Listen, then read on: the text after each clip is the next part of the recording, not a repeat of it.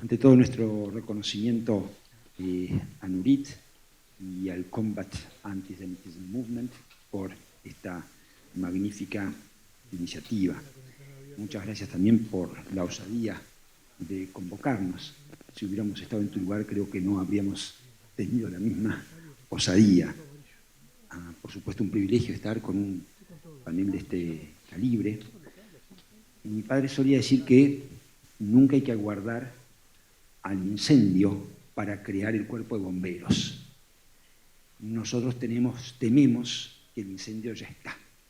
Entonces no hay mucho más tiempo para perder. Por eso, y sin mayores prolegómenos, vamos a ir derechamente en tema, presentando muy brevemente a nuestros panelistas, el doctor gobernador Gustavo Bordet, gobernador de la provincia de Entre Ríos, el doctor Daniel Llama, presidente de la Liga Antidifamatoria de la B'nai B'rith de Panamá, Rafael Azamor, representante de la Intendencia de Río de Janeiro, y last but not least, el doctor Conrado Rodríguez, representante nacional de nuestro país. La idea entonces, vamos a seguir ese orden. La idea es que cada panelista exponga por espacio de 15 minutos y que las preguntas no vacilen en levantar la mano y vamos mechándolas en el transcurso de las exposiciones de manera tal que lo hacemos a un lado entretenido y al mismo tiempo no postergamos las preguntas que muchas veces al final no hay tiempo. No, las preguntas acá aspiramos a que sean parte fundamental de la intervención. Si les parece, es una exhortación. Quizás somos pocos, estamos en un ámbito bastante íntimo, siéntanse en libertad de acercarse. No vamos a hacer preguntas como nos hacían los profesores en el liceo a quemarropa, y usted. Así que siéntanse en libertad, no hay ningún inconveniente. Así que le vamos a pedir entonces al señor gobernador que nos dirija unas palabras y al final quizás de todas las intervenciones este servidor quizás se permita hacer algún breve cierre. Muchas gracias.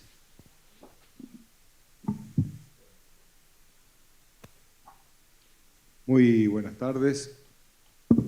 El año pasado, cuando terminaba el mes de abril, con 8 gobernadores de la República Argentina, fuimos al Estado de Israel en una misión de intercambio técnico, científico, comercial también, cultural, pero fundamentalmente había un tema que era central y tenía que ver con el gerenciamiento de un recurso como el agua potable, donde el Estado de Israel tiene vastos antecedentes sobre el tema. Y en este sentido, en esa semana que estuvimos, en una oportunidad, fuimos a visitar al sur de Tel Aviv una planta de tratamiento de agua para riego que se había potabilizado. Y al mediodía fuimos a comer a un kibutz, ahí de la zona, era un día de primavera, y la verdad que pasamos una jornada muy agradable, muy amena, divertida también. Pudimos conocer chicos y chicas y familias de distintos puntos de Latinoamérica que vivían en ese kibutz. Un año y medio después, cuando el 7 de octubre vi las imágenes que llegaban de distintos kibutz limítrofe con la Franja de Gaza, la verdad no podía imaginarme, no había capacidad para el asombro y para el horror. Y pensaba que quizás muchas de esas personas con las que había compartido aquel almuerzo de primavera eran víctimas del terrorismo de Hamás. Y esto viene a colación de lo que tiene que ver con nuestro tema, porque en definitiva el desencadenante y la consecuencia de los actos terroristas de Hamás tienen su génesis en el antisemitismo que durante siglos se ha llevado adelante y como bien quienes antecedieron en otros paneles lo han explicado perfectamente. Por eso adhiero de forma contundente que todo acto terrorista, toda organización terrorista debe tener el más amplio repudio y no hay absolutamente ninguna duda que pueda quedar al respecto. En mi provincia de Entre Ríos, en el año 1895, arribó el vapor Pampa al puerto de Buenos Aires. Traía numerosas, cientos de familias que venían por acción del barón de Hirsch a establecerse en las colonias que Entre Ríos había ofrecido. Venían de Polonia, de Ucrania, de Besarabia, de la Rusia zarista, perseguido y huyendo de los numerosos pogroms de aquella época. Vinieron a mi provincia como tantos inmigrantes que llegaban en esos tiempos y se establecieron en toda una franja en el centro este de la provincia de Entre Ríos. Uno de ellos, que había llegado en ese vapor, fue Alberto Gerchunov, que fue un gran intelectual y que escribió un libro magnífico que se llama Los gauchos judíos. Y tiene que ver justamente con aquellos inmigrantes que vinieron y que adoptaron automáticamente las costumbres, que eran completamente diferentes. Del frío, de la estepa, llegar a una zona donde lo único que había era ganadería intensiva y nunca había un arado surcado esa tierra y tuvieron que adaptarse con la vestimenta, con las costumbres de los gauchos que eran quienes habitaban estas latitudes. Esos gauchos judíos dejaron en mi provincia un gran legado cultural, científico, de trabajo, generaciones que marcaron huellas desde el talento artístico, desde el deporte, desde la ciencia, desde el comercio. Y ese legado que quedó en nuestra provincia, debo decir, muchas veces no fue respetado por una parte minúscula de la población, como sucede en todo el mundo. Y fueron frecuentes profanaciones de lugares sagrados, como templos, como cementerios, que habían quedado y que quedan en zonas rurales. Y cada vez que sucedía una situación de este tipo, en la prensa se titulaba hechos vandálicos, travesuras a quienes pintaban esvásticas, y la verdad que no eran ni hechos vandálicos ni travesuras. Eran actos y acciones de discriminación y de antisemitismo con total claridad. Y fue necesario poder realizar una tarea, por un lado, que tiene que ver con la prevención, con la educación y con la concientización para la erradicación de todos estos actos de discriminación y de antisemitismo.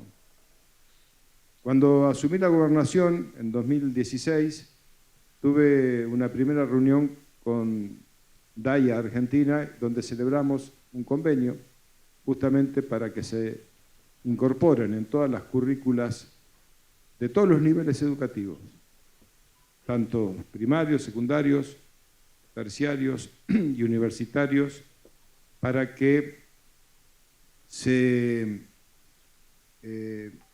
determinen cátedras y clases donde se tiende a eliminar todo rasgo de antisemitismo todo rasgo de agravio a cualquier persona. Muchas veces que están en el lenguaje cotidiano, en el lenguaje común, y que muchas personas lo tienen incorporado por lengua materna, pero que resulta hiriente y ofensivo. También incluimos durante la semana de la Shoah, que todos los establecimientos educativos puedan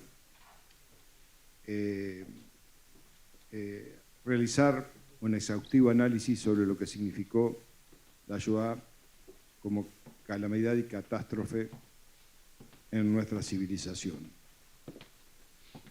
Y también, por otro lado, era necesario, además de las acciones preventivas, tener acciones que tengan una penalidad y una punibilidad para aquellos que cometían estos hechos claramente de antisemitismo. Hubo 2 fallos en el Tribunal Federal Oral que tiene asentamiento en la ciudad de Paraná, que es la capital de la provincia. Uno de ellos, donde se condenó a una persona porque había comenzado pintando esvásticas y otras leyendas antisemitas, pero cuando se empezó a investigarlo por la acción judicial que se llevó adelante, se determinó que el perfil que tenía era de una persona que podía provocar acciones mucho más peligrosas, además de las que ya había realizado con estas pintadas. Y se los condenó a 3 años de prisión en suspenso, más lo que era necesario, las capacitaciones y el realizar durante 2 días a la semana, por el término de 1 año, acciones que tengan que ver con capacitación en antisemitismo. Después ocurrió también con una mujer en una localidad que era una colonia judía, que es una colonia judía, de General Campos, donde también, desde una oficina pública, emitió en la impresión de boletas leyendas xenófobas y antisemitas y fue condenada a 2 años de prisión. Pero entendíamos que... Perdón, una pregunta, ¿sí? ¿La condena se cumplió? No, las condenas son en suspenso, porque la legislación argentina establece que condenas de menos de 3 años son excarcelables. Y la ley que regula los actos discriminatorios, que es una ley nacional, establece como tope máximo de condena 3 años de prisión. Esto es lo que está en la legislación vigente hoy a nivel federal en la República Argentina. Por eso, el ámbito de la justicia no fue provincial, sino fue federal. No es que no se cumplió, simplemente la condena no precipita necesariamente la pena de prisión. No exactamente.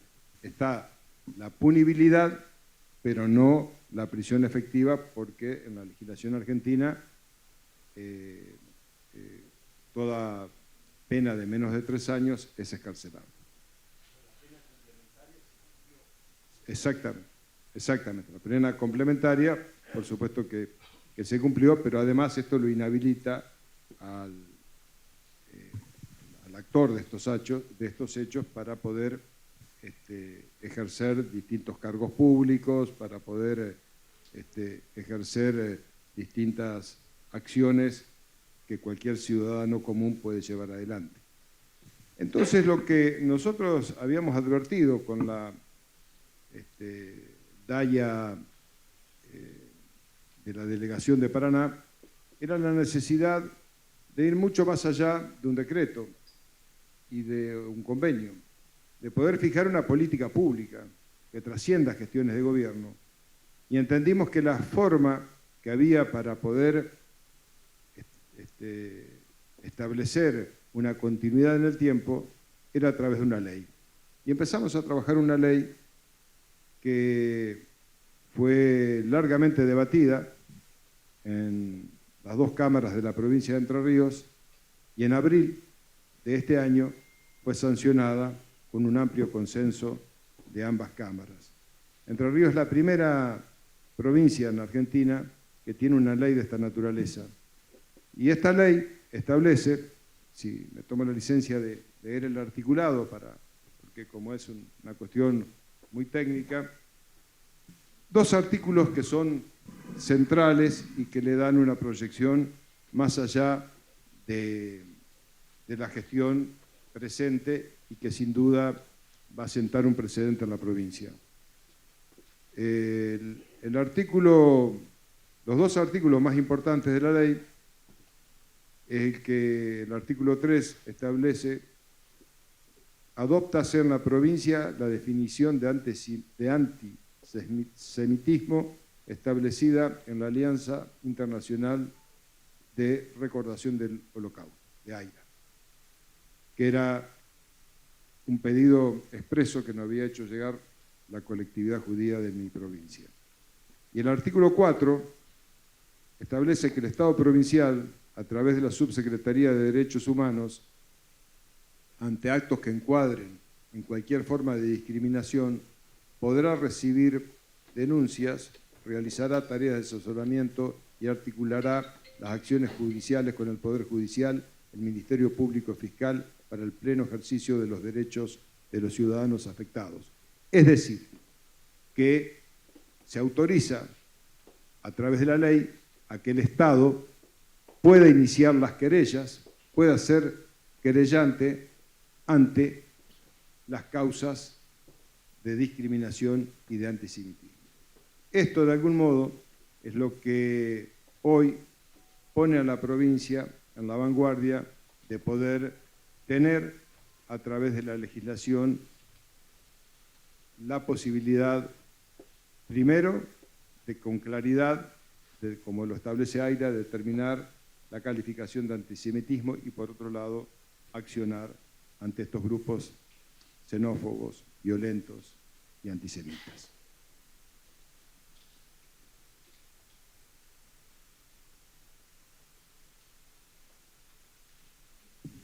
Muchas gracias al gobernador. Le vamos a pedir entonces, si no hay alguna intervención, algún comentario, quizás si alguna sugerencia, si es posible, desde la propia mesa. En la experiencia nuestra, aquí en Uruguay, es importante, ¿por qué la pregunta sobre la punibilidad exactamente? Porque el derecho siempre es una herramienta, pero nada peor que la herramienta que no se toca y no se aplica. Entonces, en lo personal celebramos que así haya sido el caso. Y en lo que tiene que ver con estas previsiones delictivas, la necesidad de crear mecanismos que permitan su seguimiento. ¿Qué pasa? Una de las dificultades que nosotros personalmente advertimos en Uruguay, y aquí está el doctor Eduardo Conis, hay otras personas con mucha más versación que nosotros, las causas hay que acompañarlas. La ley está, pero como decía Jiménez de Azúa, un gran penalista español que se refugió en Argentina, dicho sea de paso, después en tiempos del franquismo, la ley no es una aspirina que pueda curar todos los males. Los mortales tenemos que empujarla un poquito. Por eso lo que quizás uno desde la experiencia uruguaya advierte es la falta de mecanismos para poner los mecanismos en marcha, llevar los hechos en este caso, lo que hoy actualmente es la Fiscalía. Pero finalmente hay un primer paso que es la ley, y ese primer paso celebramos que Entre Ríos ya lo haya dado. Paso que, dicho sea de paso, si me permiten el comentario, en el Uruguay, uno de los aciertos del Comité Central del Israel en Uruguay, fundado en el año 40, su primera preocupación, ¿cuál fue? Fue esta, los actos de antisemitismo. Y uno de sus primeros aciertos fue ver que en el derecho podían tener una herramienta que los ayudara. Entonces, el gran desafío que tenemos es identificar el derecho y que el derecho efectivamente nos ayude. Pero el sentido no es escucharnos a nosotros, así que vamos a darles la palabra ahora al doctor Daniel Chamá, presidente de la Liga Anti-Discrimination League, supongo que sería de la Benevid en Panamá. Muchas gracias. Primero que todo, gracias a CAM por invitarme, gracias por la oportunidad de estar en tan prestigioso panel. Yo creo que una de las herramientas importantes, como dijo el gobernador, y lo felicito y le agradezco en nombre de las comunidades en Latinoamérica, es la aplicabilidad de la norma, pero primero que tiene que haber una ley, que ustedes bien avanzaron. En Panamá estamos todavía empezando, ya tenemos un reconocimiento, vamos a decir, previo sobre la definición de antisemitismo del IRA, y bueno, esperamos llegar a las normativas legislativas y luego entonces a la penalización obviamente de cualquier ataque, de cualquier ataque racista, no solamente antisemita, sino de cualquier ataque a las minorías.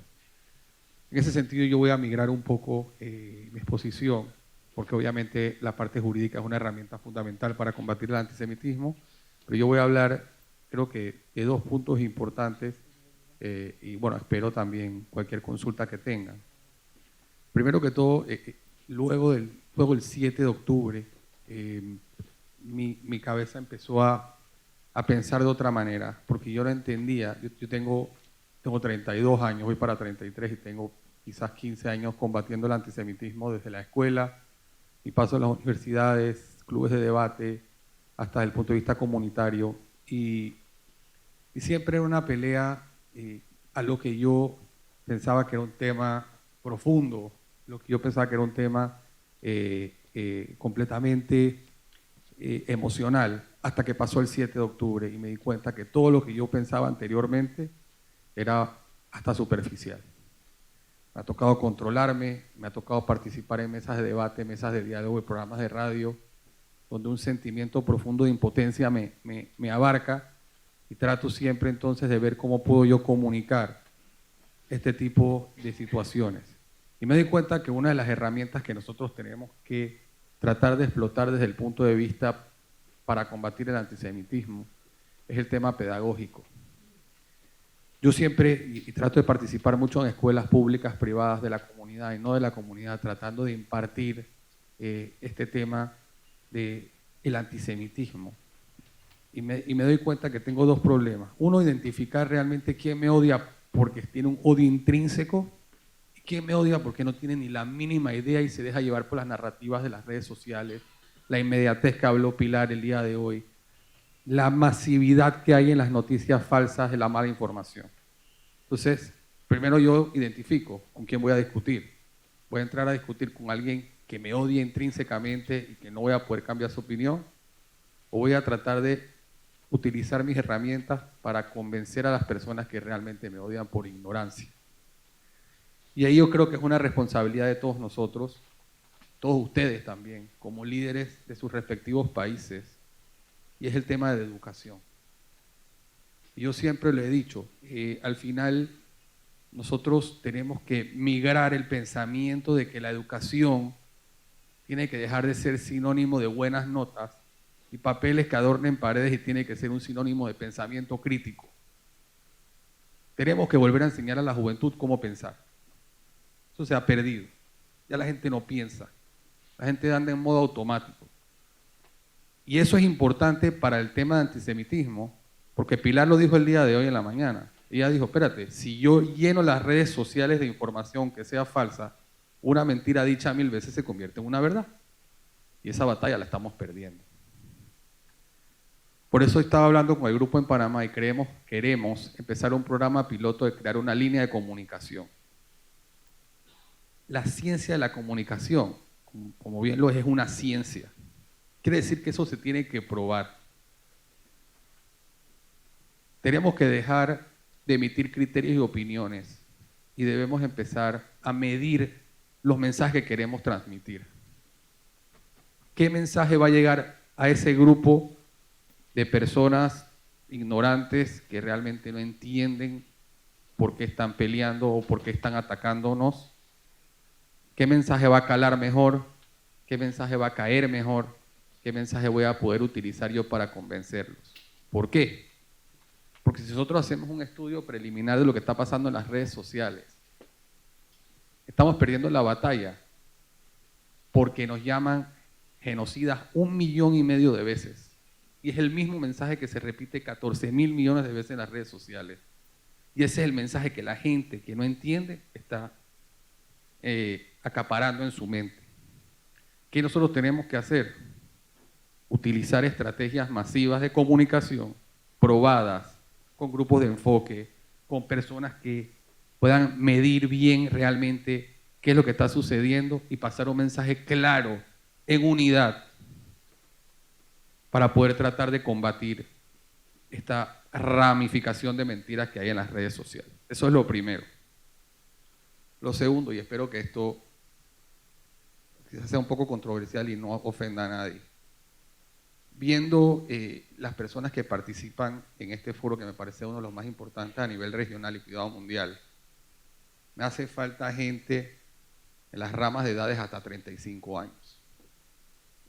La juventud, ojo, yo tengo 32, pero tengo bastante tiempo participando en este tipo de cosas y tengo muchas cosas más que aprender, obviamente. ¿Sabes? Pero siento que la juventud cada día es más indiferente. Esa indiferencia de no querer participar, de que si no me afecta directamente a mí, no me interesa, de que no quiero aprender nada, que no voy a utilizar, es lo que ha causado que por lo menos en las comunidades de Latinoamérica, en las comunidades judías, el liderazgo de la juventud se vea tan limitado y no hay realmente un relevo generacional. Esto es peligrosísimo. Esto es peligrosísimo porque la pelea contra el antisemitismo no va a acabar ni ahora ni nunca. Y es una pelea que nosotros vamos a tener eternamente. Y no estamos preparando a nuestros jóvenes para enfrentar este problema en los próximos 20 o 30 años. Nuestros enemigos se están preparando, las líneas de comunicación vienen de gente joven. Cada vez veo más gente joven en los medios de comunicación dándonos palos y menos gente de nosotros defendiéndonos. Entonces nosotros tenemos una obligación. Tratar de motivar a la juventud a que se prepare y que participe activamente. Y eso es un reto que tenemos todos.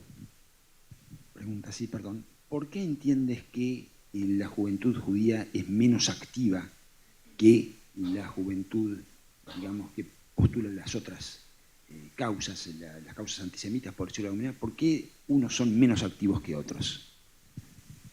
Es una buena pregunta. Yo diría porque ellos los motivan más, está dentro de su... O sea, lo primero que todo lo vemos con el tema de cómo insertan el odio desde muy temprano y eso los motiva a participar.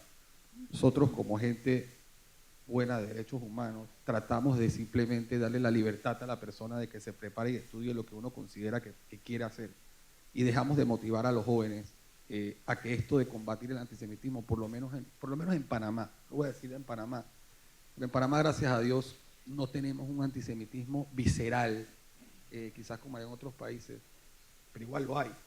Entonces los jóvenes no ven la necesidad de aprender o de motivarse para poder participar en este tipo de cosas. A contrario de Census, ellos lo insertan en el chip desde que nace. Entonces, ese fervor y emoción hace que ellos quieran participar. Voy a ser, perdón, un poco incisivo en la pregunta. ¿Quiénes son ellos? Porque puedo entender esas campañas educativas en las escuelas de Gaza o en las escuelas de Cisjordania.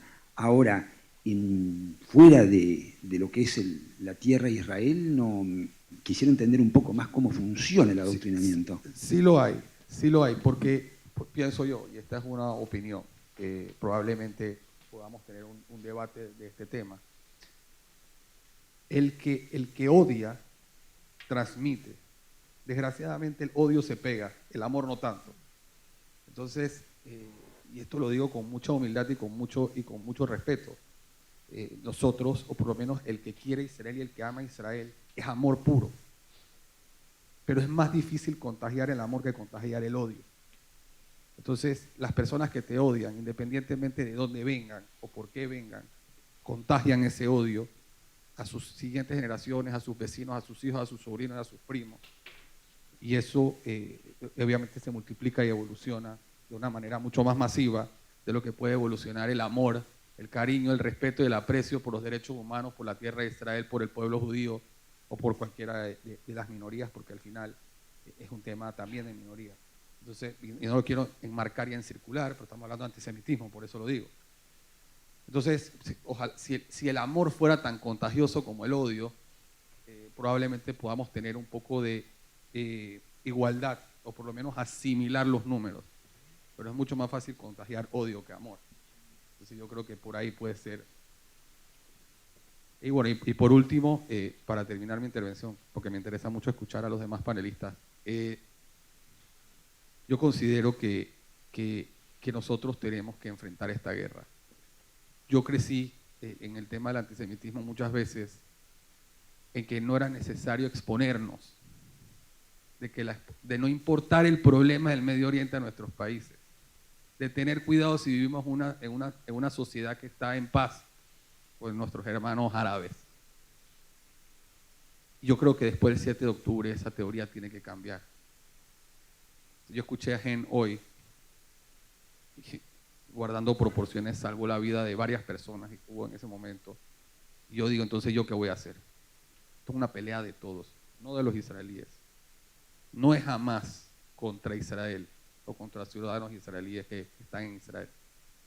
Esto es una pelea de todos los judíos y de todas las personas que quieren el pueblo de Israel y que quieren a los judíos y todas las personas que buscan el amor, la paz y la tranquilidad contra un grupo que solamente quiere causar terror.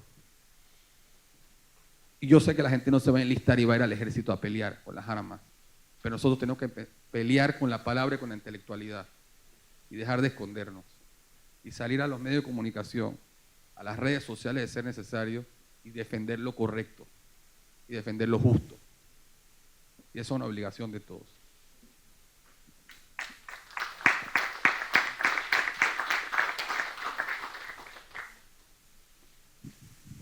Muchas gracias, Daniel, por esos valiosos conceptos. Le vamos a pedir la palabra entonces al representante de la Intendencia de Río de Janeiro, Rafael Azamor.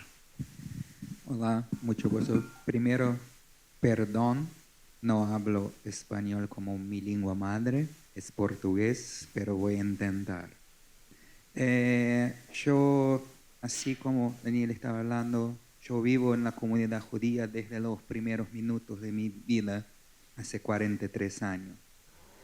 Y para nosotros, para la generación de 80 a frente, nunca convivimos en Brasil con un antisemitismo como ahora. Vivimos después de la última guerra, la guerra de Yom Kippur.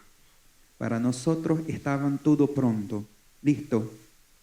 Israel, y nos acostumbramos con la banalidad de la maldad de los árabes en Israel, en Medio Oriente. Para nosotros la intifada es un poco más, es un periodo más difícil, es un periodo donde el antisemitismo nos parece más claro. Se quedó la intifada, vivimos como brasileños, como todos los otros. Y empieza la segunda intifada, es lo mismo. Entonces, por todos los últimos 30, 40 años, vivimos así. En un país que después de la Segunda Guerra se recibió muchos judíos, principalmente los Ashkenazim, muy integrados con la comunidad. En Río de Janeiro son cerca de 7 a 8 millones de personas, 20.000 judíos. Nos parece muchas veces cuando hablamos de 20.000, los chicos se hablan, no podemos creer en 7 millones, somos uno. No, son 20.000. Todavía personas que hacen mucho por la comunidad de fuera. Tenemos representantes en la ciudad, representantes en el comercio, en todo. Tenemos en una ciudad, el centro de la ciudad, el comercio popular, que las décadas de 60, 70, 80, estaban árabes, judíos, trabajando juntos. Los llamamos los centros de Sahara. ¿Por qué Sahara? Es el desierto que no había nada. Y los judíos y los árabes que no hablaban el portugués empezaron a trabajar con pequeños comercios juntos, tomaban el café juntos y todo. Entonces no veíamos tanto. Cuando empezamos la parte de comprender lo antisemitismo, es cuando la izquierda comienza a tomar el dolor de los flacos, de los oprimidos, y no se comprenden lo que pasa por todo el Medio Oriente. Entonces, como Pilar estaba hablando, los buenos y los males. Entonces no hay en lo medio. En los buenos no hay males, en los males no hay ningún bueno. Entonces empezamos a hablar con la representación del gobierno y todo lo que debemos hacer. El primero, no tenemos más tantos sobrevivientes. El Holocausto, la Shoah, es algo que estamos leyendo en libros. En los próximos 10 años tenemos solamente libros y videos. No tenemos personas que hablan. Es muy interesante porque ayer estaba a hablar con Gen y me despertó algo importante. No tengo más mis abuelos que estaban en la Shoah. Mi hijo no se puede sentar en el colo, en las piernas y hablar con el abuelo acerca de todo lo que le pasó. Pero Gen es una persona que se puede tener los nietos y hablar, soy un sobreviviente. ¿Cómo se cambia? ¿Cómo hablamos nuevamente no, never again? Por muchas veces me fui con alumnos para la marcha de la vida. Y hablamos con 10.000 personas, 15.000 personas, never again, never again. En este año estábamos en Auschwitz. El próximo, ¿cómo vamos a hablar never again? Con todo lo que se pasó en 7 de octubre. Sí, never is now. Never, nunca más es ahora, no es al futuro. Lo que podemos hacer desde la comunidad de 20.000 personas, 100.000 en un país continental con dimensión gigante, lo que podemos hacer lo que podemos hacer ahora. En diciembre del último año, 2022, estaba en Instagram y me pareció algo como una presentación de CAM cerca de Art Against Antisemitism. Interesante. Y un seminario en Grecia. ¿Por qué no? ¿Por qué no estamos? Es un país libre, abierto. Tenemos la representación de la ciudad de Río. Es una de las maravillas del mundo. Es el Cristo con los brazos abiertos para todas las personas. Y no es un país cristiano, es un país laico. Pero tenemos. ¿Por qué no hacíamos acá? Empezamos en diciembre a hablar. Y yo empecé a trabajar con Flavio. Flavio es representante del intendente para la parte sur de la ciudad. Y en cerca de 3 semanas estábamos hablando con el CEO, Sasha, con Shai. Empezamos a trabajar en esta situación. Vamos a hacer un evento de CAM en Brasil. Cómo es el antisemitismo, es muy discreto, pero vamos a intentar hacerlo. Tenemos en toda la ciudad, hay un espacio de la intendencia que se puede hacer reclamación de todo, incluso la parte de antisemitismo. Si hay algo de antisemitismo en su barrio, en la calle, se puede llamar por la intendencia. En la calle esta tiene una suástica o algo, que la intendencia se toma cuidado en la hora, se va a mirar las cámaras, pasar para la policía y todo. Tenemos Perdón, ¿y actúa? ¿Actúa efectivamente? Sí, actúa. Ahora estábamos en medio en 30 días, teníamos a frente de una sinagoga muy grande y cerca del memorial de la Shoah, que es muy nuevo en Río, tenía como Hamas libre y una resistencia con doble I y doble S, ISIS. Utilizaban resistencia e ISIS como lo mismo. Entonces hizo en principio de la mañana, entre 5 o 6 de la mañana. Flavio se recibió, es la parte de la ciudad que es el responsable. Lo que necesitamos hacer, en primero, sacar esto. La conservación de la ciudad se va a pintar todo. Y al mismo tiempo, sacar todas las cámaras y pasar para la policía. E intentar buscar los responsables. Pasó esto, pasó en una importante plaza de la ciudad, no me recuerdo, judíos. Los judíos son el cáncer del mundo en una plaza, donde por la mañana las madres se llevan los hijos chicos para pasar el tiempo. Con 2 actos, en menos de 15, 20 días, pensábamos que el intendente se va a hacer. No es el momento de tocar en algo tan sensible. Todavía fue el intendente que se habló. No, ¿dónde está la declaración que necesito firmar? Y como llamé a Shai, y como si necesita venir al río, vamos a firmar ahora. Firmamos en 3 de noviembre la declaración de Aira. Es la primera ciudad de Brasil a firmar la declaración. Que estudiamos que en Argentina tenía muchas ciudades, en todo el mundo. En Brasil no tenía.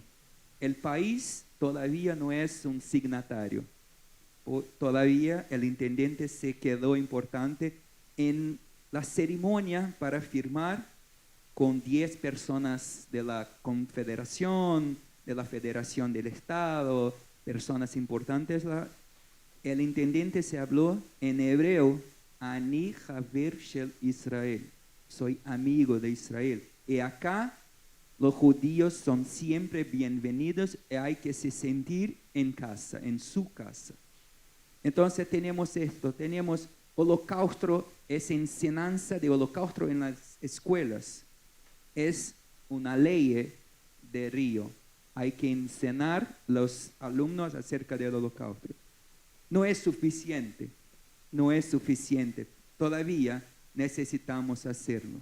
Yo tengo los beneficios de también ser profesor y coordinador de la mayor escuela de la ciudad. Son 1000 alumnos judíos que en este momento tienen miedo de tomar un Uber con la camisa, la remera de la escuela. Están a solicitar que se pueden venir con una blanca, ese cambiar cuando lleguen a la escuela.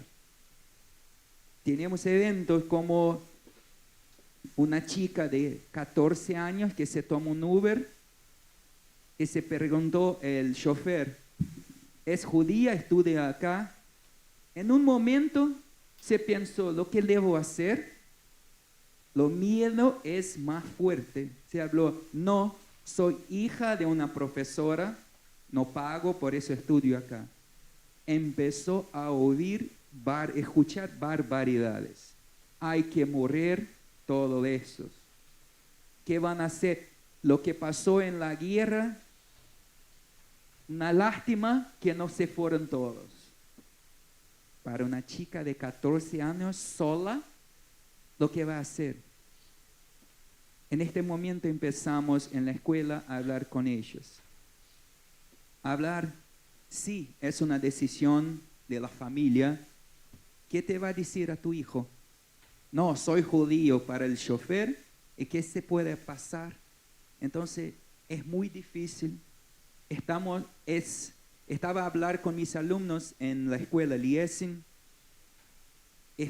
Estábamos a estudiar las guerras de Israel como algo de libros. Ahora estamos viviendo la guerra. Es distinto. Vamos a hablar. ¿Dónde estaban en 11 de septiembre? Sabemos todo. ¿Dónde estábamos en 7 de octubre? También. ¿Cómo despertamos en este día? sacamos el teléfono y miramos todo. Entonces, lo que podemos hacer, estamos haciendo. La primera cosa es tener judíos en el gobierno, tener representación política. Teníamos mucha representación con las instituciones judías. Es importante, es muy valoroso todas las personas que son voluntarios en las federaciones, en las instituciones. Todavía necesitamos personas adentro de los gobiernos, personas que no son amigos de los judíos, porque soy amigo hasta el momento que me interesa. Pero si sufro junto, me voy a intentar hacer lo que necesite para que se hace un cambio. Entonces, tener más. Acá es el momento que los jóvenes hay que intentar hacerlo, porque nosotros no construimos nada. Recibimos las comunidades como están. Por eso es tan difícil para los 30, 40 años. Lo que voy a hacer nuevo, seguimos haciendo lo mismo. Hay que empezar los cambios. Las instituciones judías necesitan cambiar la mentalidad un poco, un chiquito. Necesitamos comprender la importancia de la juventud dentro de los gobiernos, juventud judía.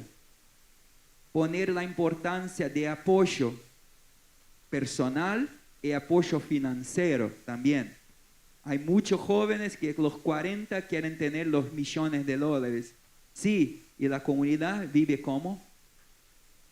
Entonces, es importante las escuelas. Las escuelas no solamente cerradas para los chicos. Nosotros, junto con los alumnos de la escuela, llevamos a la Marcha de la Vida 2 alumnos de una escuela cristiana.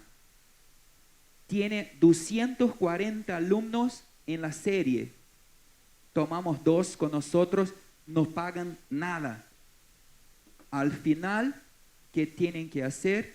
Una charla para los 238 que no se fueran, para los maestros, lo que es Majdanek, lo que es Varsovia, lo que es Auschwitz y principalmente lo que es Israel.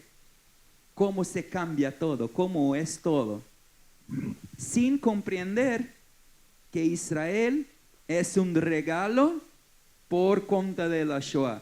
Israel es una realidad. Desde 1897, con el Congreso Sionista, hace 550, como decía Herzl, todavía el proceso, hablan que el proceso de la Shoah es responsable por Israel. No, probablemente teníamos un Estado. ¿Quién se puede decir que en 40 no teníamos? Todavía, después de todo lo que se pasó, tenemos Israel. Pero necesitamos tener la obligación, tenemos que tener el derecho de la defensa de la existencia de Israel.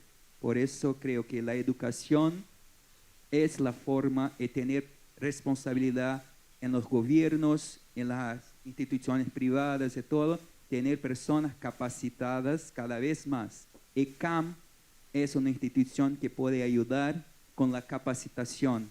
Principalmente me voy a tomar Brasil como ejemplo. Somos los únicos que no hablamos español. Tener formación para todos los latinoamericanos, toda América Latina, hay necesidad de formar jóvenes preparados para Asbará y para la lucha contra el antisemitismo. Gracias. Muchas gracias.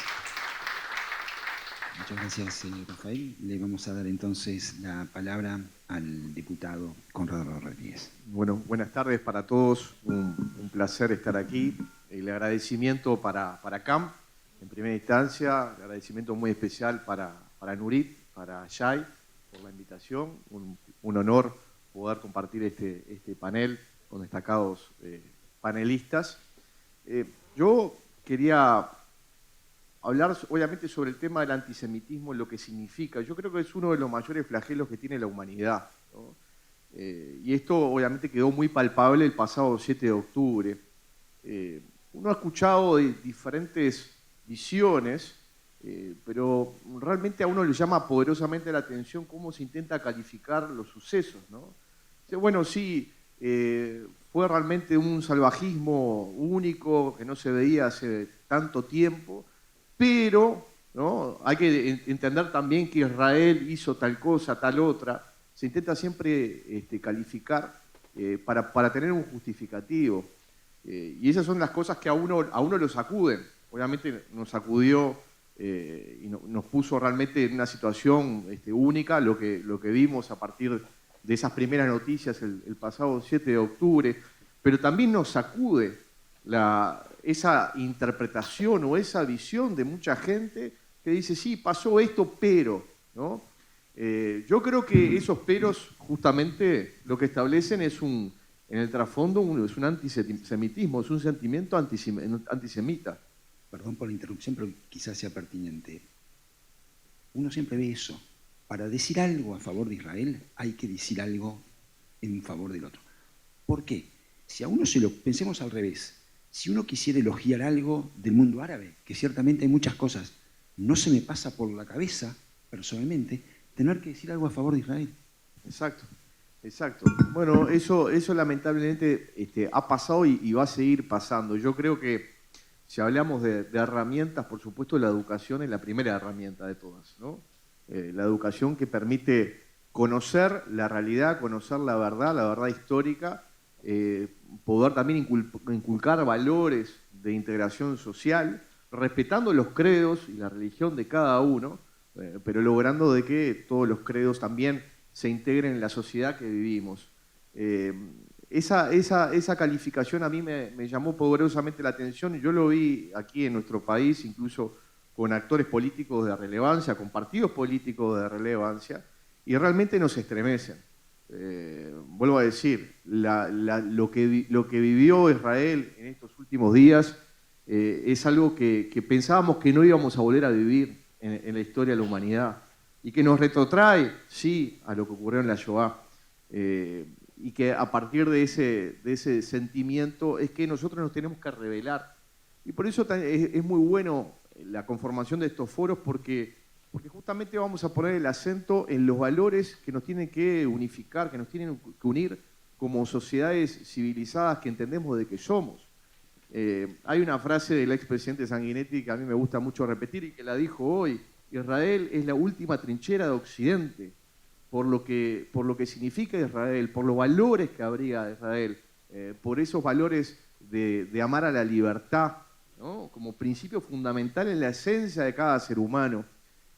Para nosotros es fundamental poder defender estos valores. El ataque a Israel fue un ataque a la civilización occidental y los valores que nosotros abrigamos desde la civilización occidental. Es por esto que son muy importantes las herramientas, muchas veces es muy difícil poder prevenir, pero creo que hay algunas cosas que se pueden hacer. La educación está obviamente en el primer plano.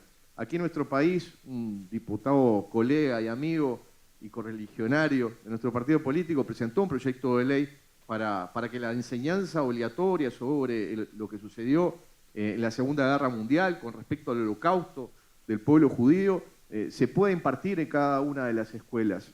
Esto es fundamental, justamente porque la educación hace a la conciencia de cada individuo sobre lo que significa el respeto a los derechos humanos, el respeto por la individualidad del otro, el respeto también por la concepción de las comunidades, ¿no? De lo que significa cada una de las comunidades.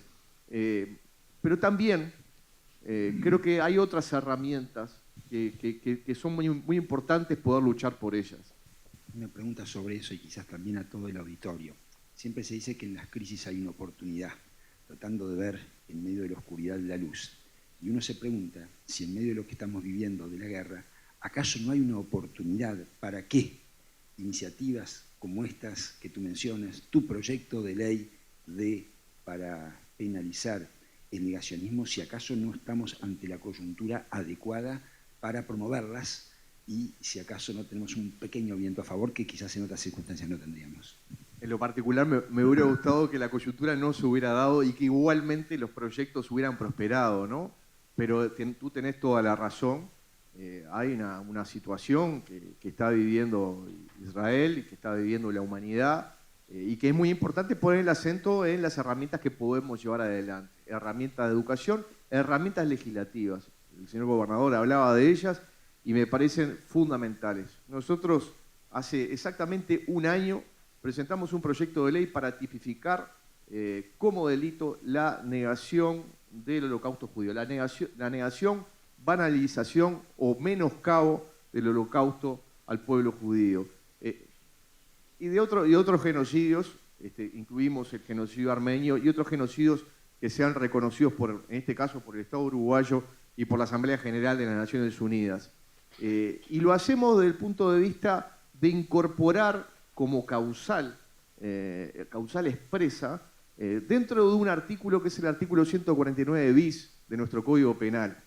Hace poquito más de 20 años, un gran jurista, un enorme jurista que tuvo nuestro país, gran diputado también del Parlamento Nacional, a la sazón padre de Jonás, el doctor Nahum Bernstein, fue el que le dio impulso a esa modificación del artículo 149 bis, o la introducción del 149 bis, que justamente lo que habla es tratar de evitar que situaciones que incitan al odio, al desprecio, a la violencia, se den en nuestro país. Y que si se llegaran a dar, ameritan el reproche penal. Si son por razones étnicas, religiosas, si son por cuestiones antisemitas, que la mirada de la legislación penal pueda tener un acento allí para poder prevenir situaciones. Nuestro querido amigo Nahum lo impulsó hace más de 20 años y nosotros lo que pretendemos es una pequeña modificación, que es un agregado, que es establecer justamente como causales la negación del holocausto judío, la banalización o el menoscabo, conjuntamente con otros genocidios que han ocurrido y que han sido reconocidos. ¿Por qué? Porque hay nuevas formas de incitar al odio. Justamente en la negación del holocausto es una forma de incitar al odio, a la violencia, al desprecio. Y en la concepción que tenemos todos los que estamos aquí presentes, la concepción universal de los derechos humanos es que nosotros tenemos que atacar esas formas de incitación al odio. Y se lo hace también a través de la legislación penal. Nosotros presentamos este proyecto de ley ya hace un año. Por ahora no hemos tenido suerte en su aprobación. Hay quienes, con muy buenas intenciones, juristas también connotados, entienden de que estaría dentro del ámbito de la libertad de expresión, del derecho de la libertad de expresión. Pero entendamos también una cosa, la libertad de expresión tiene también sus responsabilidades. Lo dice el artículo 29 de nuestro Código, de nuestra Constitución, ¿no? El autor que trasvase determinados límites siempre queda responsable ante aquel que le genera algún tipo de daño.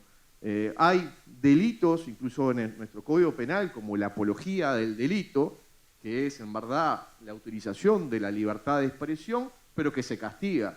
Porque en definitiva, si hubo un delito y la persona dice, bueno, pero en verdad este delito está bien que hayan matado a una persona, ¿no? Eso es apología de delito y eso está castigado por nuestro Código Penal, por nuestra legislación. Por lo tanto, la libertad de expresión también tiene sus limitaciones. Por eso digo, en lo que tiene que ver con el negacionismo al holocausto, por supuesto está atacando determinados valores, está atacando a las víctimas del holocausto, está atacando a una comunidad, a una colectividad, pero está atacando sobre todo a la sociedad universal. En esa concepción universal de derechos humanos, todos nos sentimos agraviados, todos nos sentimos atacados. Este es un proyecto de ley que a nuestro juicio es importante y por eso lo que hicimos fue recabarle la firma a legisladores de todos los partidos para que fuera algo que se constituyera en una verdadera política de Estado y para poder prevenir situaciones. Uno piensa que, por ejemplo, en determinados países, como puede ser el nuestro, que es un país chico, donde prácticamente nos conocemos todos, donde entendemos de que la integración social es muy fuerte, pero pasan episodios, y han pasado episodios.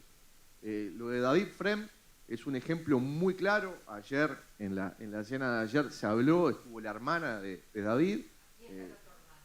Bueno, el saludo para él. Este proyecto que yo presenté tiene un antecedente, que es un antecedente de un proyecto de ley del exdiputado Walter Berry, que justamente lo presentó un año después del episodio de David Frem. Coterráneo de David, del departamento de Paysandú, y a partir de ese proyecto nosotros lo retomamos, le hicimos algunas modificaciones y lo volvimos a presentar en honor a David, en honor también a situaciones que han pasado. El año pasado un docente de física fue al memorial del Holocausto Judío aquí en la Rambla de Montevideo, se filmó diciendo de que el Holocausto nunca había existido, que era una creación de Hollywood, ¿no? Y cuánta ridiculez, porque ya no sé cómo calificarlo, se puede ver, ¿no? Y esto lo viralizó en redes sociales, y lo que sucedió después fue que hubo denuncias, sí, de algunas instituciones que denunciaron ante Fiscalía, y la Fiscalía estaba entre que estaba en el ejercicio de la libertad de expresión y que podía incitar o no incitar al odio. Entonces, qué mejor que no dejar librada a la interpretación del juzgador y establecerlo a texto expreso en la ley penal. Para nosotros sería realmente de un gran avance y evitaría muchas situaciones que terminan siendo muy dolorosas. Y es una señal muy potente, muy fuerte, en este caso de nuestro país, que siempre ha estado a la vanguardia de la protección de los derechos humanos, que lo ha hecho en todas las circunstancias, que lo ha hecho también en la defensa de Israel, por entender que los valores que encarna Israel son los valores de nuestro país, son los valores del Uruguay. Entonces, para nosotros es fundamental que se pueda llegar a aprobar este proyecto de ley. Y si, bueno, estas circunstancias tan fatídicas sirven también para poner de realce nuevamente el proyecto, bueno, que sirvan para que el proyecto se haga ley. Para nosotros esta lucha es continua, ¿no? Para todos, sin lugar a dudas, es continua. La lucha contra la intolerancia, porque el antisemitismo es fruto de la intolerancia, más allá de los credos que sostenga cada uno, es intolerancia pura. Es una lucha que vamos a tener para el resto de nuestras vidas, pero que la tenemos que dar. Y tenemos que ayudar a miles, a millones de personas a que puedan lograr esa convivencia pacífica, que es la esencia del ser humano, de poder convivir en sociedad y a poder hacerlo de forma armónica y de forma pacífica. Nosotros vamos a seguir impulsando este tipo de proyectos de ley. Estamos convencidos de que vamos por el buen camino, de que podemos ayudar. Y nuevamente, desde el Parlamento Nacional vamos también a poner el acento en situaciones que son muy dolorosas. En el día de ayer intentamos poder introducir allí por lo menos un minuto de silencio por aquellos que están secuestrados. Y el minuto de silencio tiene la connotación desde el punto de vista de la reflexión y también de la exhortación de la liberación de los secuestrados desde un punto de vista pacífico. Porque la posición del minuto de silencio tiene la interpretación que cada uno le quiera dar. Y yo creo que un minuto de silencio no solamente se da por las víctimas de lo que puede ser una masacre como la que se vivió el pasado 7 de octubre, sino también de reflexión y de esperanza y expectativa porque sean liberados los secuestrados, ¿no? Porque esta acción terrorista, porque este grupo terrorista no exista más en la faz de la tierra, porque nuevamente los principios que abrigamos de la libertad, de la armonía, de la coexistencia pacífica, sean los que primen a la hora de la vida de nuestra humanidad. Así que nosotros vamos a seguir impulsando estos proyectos, vamos a seguir impulsando la verdad, que es la verdad de Israel, pero es la verdad de la humanidad, que es en la defensa de los derechos humanos y es en la defensa de lo más sagrado que tiene una persona, que es su vida. Muchas gracias.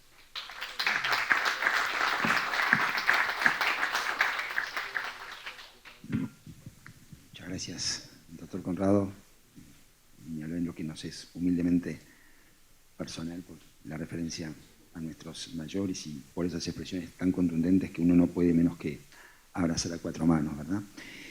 Nosotros hemos anotado aquí 3 o 4 reflexiones y ponemos algunos minutos más a tratar de redondear algunas ideas que nos fuimos anotando mientras ustedes hablaban.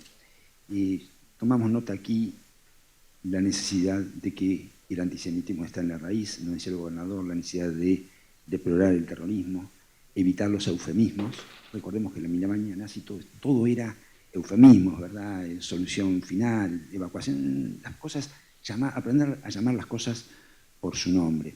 Vimos el tema del acuerdo del gobierno de Entre Ríos con la DAIA, el tema de las sanciones, vimos, nos habló también Daniel sobre el tema de crisis de liderazgo, hablamos también de ese espacio de protesta que se ha creado en el marco de la Intendencia de Río de Janeiro. El diputado Conrado nos habló tanto del proyecto de ley para que sea obligatoria como parte de la currícula de la enseñanza del Holocausto y también para que se penalice la negación del Holocausto. ¿Por qué nosotros reseñamos si el tema de este panel es herramientas por el combate del antisemitismo? Creo que ahí reseñado, se puso particular énfasis en la educación, hay reseñado un menú de herramientas bastante concreto, muchos de los cuales se han ya ejecutado. Entonces uno se pregunta lo siguiente, y es que, ¿qué pasa? Es que las herramientas que hemos adoptado no han dado resultado y tendríamos que revisar todo lo hecho hasta ahora, porque la verdad que tantos judíos y muchos no judíos también, lo que se ha hecho por la causa de los judíos, del Holocausto en particular, por su conocimiento, por su difusión, por su enseñanza, es muchísimo. Disculpa, es una referencia puramente personal, pero en este año la Fiscalía General de la Nación, creo que tú pudiste acompañarnos, organizó unas jornadas antidiscriminatorias, no son las primeras. Ya este año se editaron 2 libros, el libro de las jornadas, que lo tengo aquí, y otro que editamos que se llama Antisemitismo y Derecho. Quiere decir que acciones nos faltan. Entonces, ahí viene el pensamiento de una autora norteamericana, se llama Kerr, que escribió un libro bastante polémico, se llama We All Love Dead Jews, a propósito de un episodio que se había dado en la casa Ana Frank, en Holanda, en el cual uno de los funcionarios empezó a ir a trabajar con su kipá, con su, no sé, el gorro, que no sé cómo se le llama en español, pero todos saben lo que estamos hablando.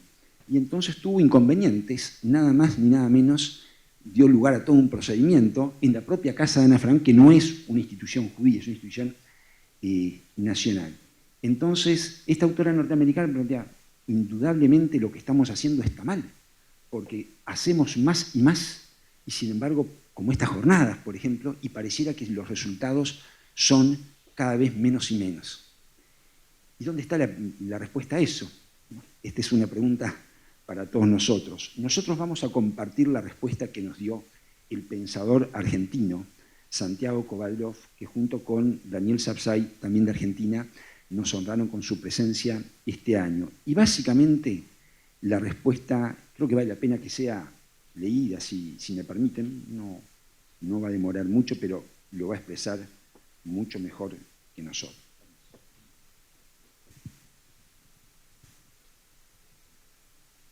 Me parece que presumir que vamos a derrotar de una vez por todas al desprecio por el prójimo es no entender completa ni esencialmente nuestra tarea. El optimismo no nace de la presunción de que vamos a terminar con la discriminación, sino de la convicción que sabremos combatirla permanentemente. O sea, lo que Kovaliov nos está diciendo era lo que tú decías, es un combate que nos va a acompañar de por vida a sabiendas que la batalla está perdida. La batalla está perdida. ¿Por qué? Porque la raíz del problema no es el judío, la raíz del problema es la angustia ante lo ajeno, ante la ajenidad, el recelo a la otredad, esa impotencia que tiene la persona de saber que su yo encuentra otros yo tan válidos como el propio. Digo porque a veces uno dice, bueno, ¿qué podemos? Entonces, no invalida, a diferencia de esta autora Kerr que de alguna forma sugiere la invalidez, tampoco se han descubierto herramientas mucho mejores que la que estamos poniendo sobre la mesa. Creo que en el momento actual lo que nos llama a conciencia es darnos cuenta que, como decían ustedes, la responsabilidad es un tema de responsabilidad y la responsabilidad es de todos, judíos y no judíos. Y tenemos que crear espacios. Comparto una situación, les pido disculpas nuevamente por la referencia personal. Desde el 7 de octubre estoy empeñado en dar charlas para esclarecer. No encuentro espacios. 2 universidades nos han rechazado, un think tank, estamos esperando respuesta, siempre hablo de ámbitos no judíos. Siempre decimos, los judíos tenemos que hablar para ámbitos no judíos. ¿Por qué? Porque lo contrario es pescar en una pecera, que es lo que, obviamente, eso es fácil. No, a nosotros nos gusta confrontar ideas, pero hay que abrir espacios. Tengo una persona muy cercana, un íntimo amigo, muy vinculado a la causa de los derechos humanos, y me empezó con vueltas. Dije, ¿te parece que yo soy la persona adecuada? Y claro, las organizaciones de los derechos humanos son las primeras que condenan a Israel. Si ustedes no son los más indicados, entonces decime quiénes son. Tratando de sacarle un poco el carácter, bueno, déjame ver, al final parece que el tema se entendió poco pertinente. Curiosamente, no se entendió de relevancia académica. La semana pasada estuve en París, organizado por el Colegio de Abogados de Israel. El debate sí se entendió académico, se llamaba el derecho internacional de los rehenes. Eso quiere decir que hay incluso temas académicos. Pero en lo personal no me cabe nada más que agradecer al panel por jerarquizarnos a todos nosotros y ojalá que estos debates no sea necesario que sigamos organizándolos, aunque mucho me temo que es una esperanza vana, una ilusión. Muchas gracias a todos.